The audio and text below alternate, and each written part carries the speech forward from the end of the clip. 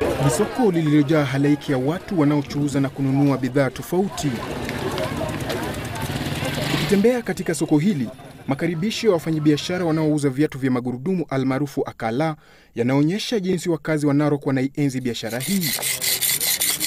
Mzee John Mudhama mwenye miaka 70 aliyekuwa dereva hapo awali amekuwa katika biashara hii kwa miaka 36 na sasa anatueleza jinsi alivyojitosa kwenye biashara hii. Nilianza mwaka wa 78.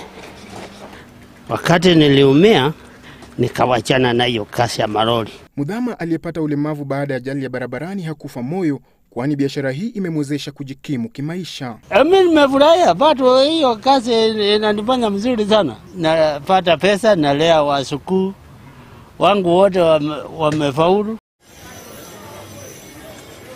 Hata hivyo, gharama ya maisha inazidi kuwa nzito kwa wanaofanya biashara hii, hali inayopelekea wafanyabiashara wa bidhaa hizi kupandisha bei.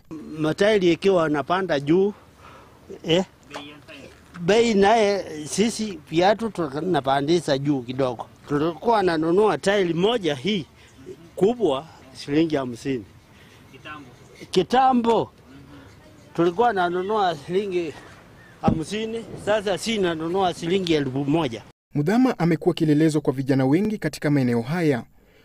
Mmoja wao akiwa Edward Mwau mwenye miaka 36 anayekiri kuwa maisha yake na ya familia yake inategemea kazi hii. Mimi huwa nategemea hii kazi.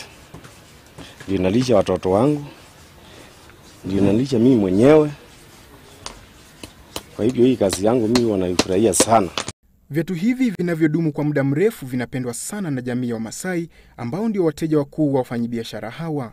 Wanazipenda sana juu najua hizi viatu zinakaa sana, na hata wakiwa msituni wakishunga mangombe zao hivi hawezi dungwa na miti, hivi viatu haidungwangi na miti. Kwa wale vijana wanaorandaranda mitaani ukitoa sababu kwamba hawana ajira, Mzee Mudhama ana haya ya kueleza. Ningependa kuambia hao vijana wakuje, hata wakikuja au wakitafuta kazi wafanye kazi, sababu hata mimi wakati niliingia hii kazi sikukuwa nikijua.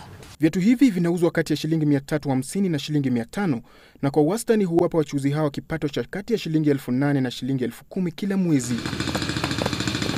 Viatu hivi hutumiwa sio tu na wakazi wa Narok, bali pia watu wa matabaka mbalimbali humu nchini. Geoffrey Mola, Nipashe Wikendi.